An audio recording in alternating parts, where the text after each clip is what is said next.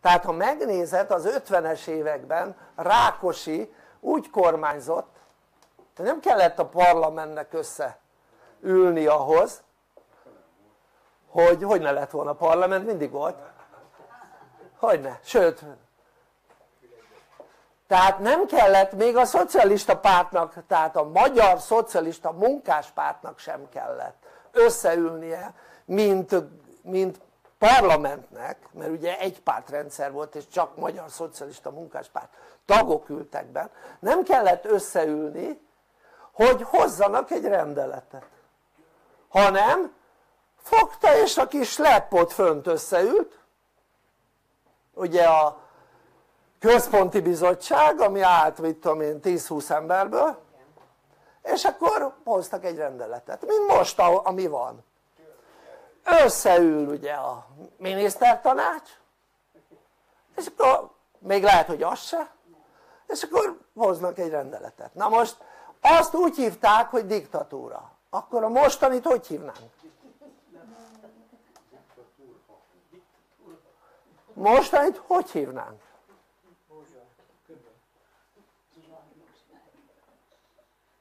Tehát az emberek tanulták hogy milyen volt a kommunizmus, érted? Ezt jelentette hogy nincs parlamenti demokrácia, tehát nem a parlament hozza a rendeleteket, nem a parlament hozza a törvényeket, hanem egy kis lepp. Most nem ez van véletlenül?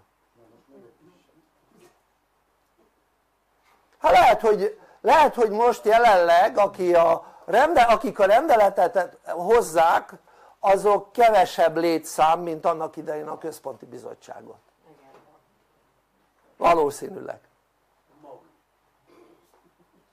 Na most azt akkor diktatúrának nevezték, akkor most a mostanit azt minek nevezzük? Hát ugyanaz, diktatúra, nem? Emlékezz, a diktatúrában le voltak zárva a határok, nem mehettél, nem? És mostanában nem voltak lezárva a határok? Kereskedelem akkor is mehetett, ugyanúgy, emlékezzetek. A diktatúrában is mehetett a kereskedelem oda-vissza, azzal nem volt gond. Most is mehet a kereskedelem oda-vissza, de szabadon közlekedhetsz. Akkor ezt minek neveznénk, drága barátaim? Minek? Nem véletlenül ugyanúgy diktatúra? Tehát szépen beterelték az embereket egy diktatórikus működésbe, azon a címen hogy így védekezünk a fertőzésekkel szembe, vagy egy bizonyos fertőzéssel szembe, érted? De ez a lényeg, hogy vannak a világban olyan emberek akik diktatórikusan akarnak uralkodni, és ha most átnézed ezt látod. Amikor a szocializmus volt a második világháború után, nézzétek meg hány szocialista ország volt a világban, és ott mindenütt diktatúra volt. Nem hiszem hogy kevesebb volt mint ahol most a diktatúrákat bevezették. Tehát akkor a földnek a majdnem felén diktatórikus rendszerek voltak az 50-es években, sőt mondhatjuk azt hogy több mint felén, mert ugye Kínában is meg stb. Most ugyanez a helyzet, tehát a demokráciából visszatértünk a diktatúrába, csak a vak nem látja. Tehát értsétek meg, az emberi működés olyan, én tanultam egy hölgytől, protokollfőnök volt a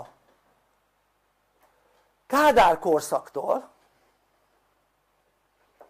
egészen az első Orbán kormányig. Tehát egy csomó minisztert meg államfőt kiszolgált. És ő volt Magyarországon a protokollfőnök. És elmondta, hogy a következő történt. Minden állami vezetővel, amikor megválasztották, hogy ő került hatalomba, akkor teljesen jól működött. Tehát beült az irodába, nagy célokkal, stb. És azt mondta, hogy hát ebbe az irodába ez nem tetszik, az nem tetszik, amaz nem tetszik, jó lenne, ha ez így lenne, az úgy lenne, amúgy, nyilván a saját ízlésére. Elment hétvégén, ugye eltölteni a hétvégét, mire hétfőre visszajött, az irodája át volt alakítva.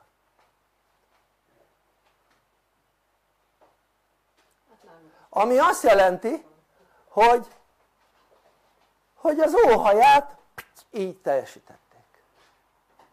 És akkor ezek az emberek szépen vérszemet kaptak. Hogy bármit óhajt, és akkor a körülötte lévő slepp így teljesíti. Érted? És ez elkezdte megváltoztatni őket. Ők kezdtek lenni a mindenhatók. Ami annyit jelent, hogy azt kezdték magukról képzelni, hogy ők mindenhatók.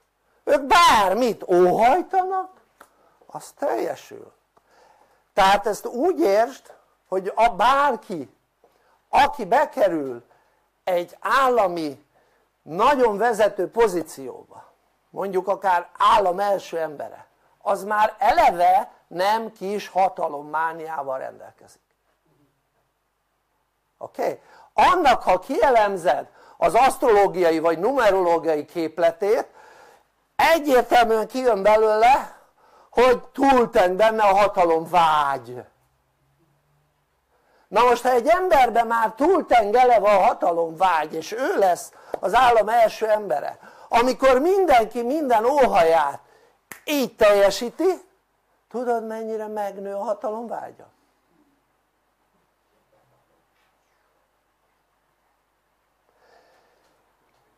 A történelemben mindegytől egyig így működött, jó szándékkal indult, és utána a hatalomvágy tovább fokozódása miatt egyszerűen elszállt magától.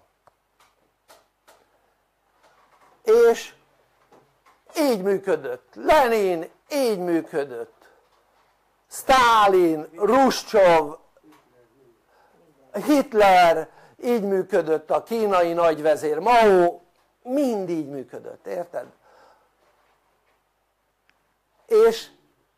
És gondold végig, most, hogy a kormányok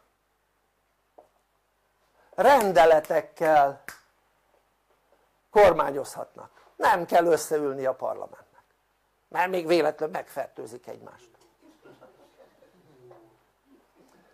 És akkor még kihalna a parlament, képzeld el. Mi lenne akkor az országgal, kihalna az összes parlamenti képviselő? Képzeld el. És lényeg az, hogy gondold végig, nem kell összeülni, és rendelkezik, és azt rendelkeznek, amit ők akarnak, vagy amit ő akar, a legfőbb góré. Érted? Mennyit növeli meg vajon a hatalom vágyát? A különböző vezetőknek természetesen a világban, mert ez pont így működik. Rákosi sem úgy indult, mint ami lett belőle. Világos ez? Sztálin sem úgy indult, mint ahogy lett belőle, Hitler sem úgy indult, mint ami lett belőle, egyik diktátor sem úgy indult, ahogy lett belőle, mert különben nem jutott volna oda a nép élére, mert a nép kezdetben támogatta ezeket a diktátorokat. Világos ez? Tehát ők nem úgy indultak, hogy én majd diktátor leszek. Egy se így indult. Érted? Még Hitler sem. És a hatalomvágy tovább fokozódása váltotta ki belőlük azt, hogy ilyen gigantomániásak lettek, ilyen elmebeteg gigantomániásak. És most ezt a folyamatot látod az elmúlt másfél évben.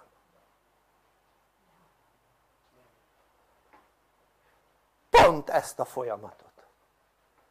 Tehát értsd meg, aki állami hatalomba került, az igen-igen erőteljes hatalomvággyal rendelkezett, az átlagnál sokkal nagyobb hatalomvággyal.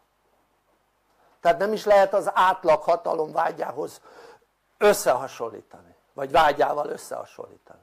Na most képzeld el ezt az óriási hatalomvágyat, ami miatt ő lett az ország első embere, ez még tovább fokozódik, mondjuk ötszöröződik, vagy tízszereződik. Mi lesz abból?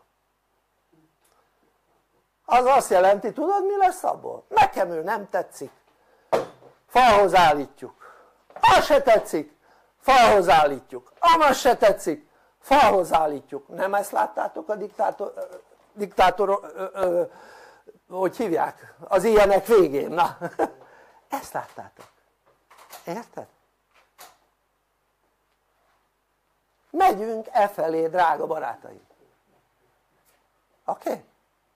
E felé megyünk.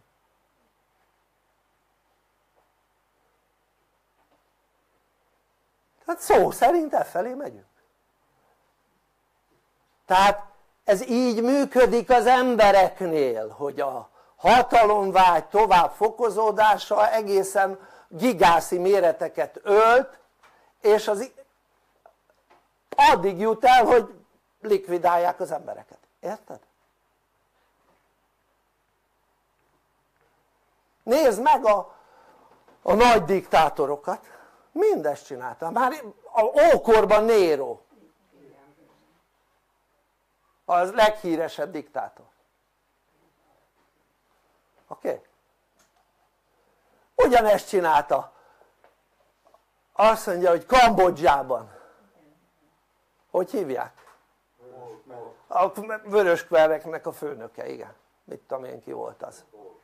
Pol Pot, így van, Pol Pot, stb. Stb. De ugyanezt csinálta Mao is. Ugyanezt csinálta. Ugyanezt csinálta Hitler is.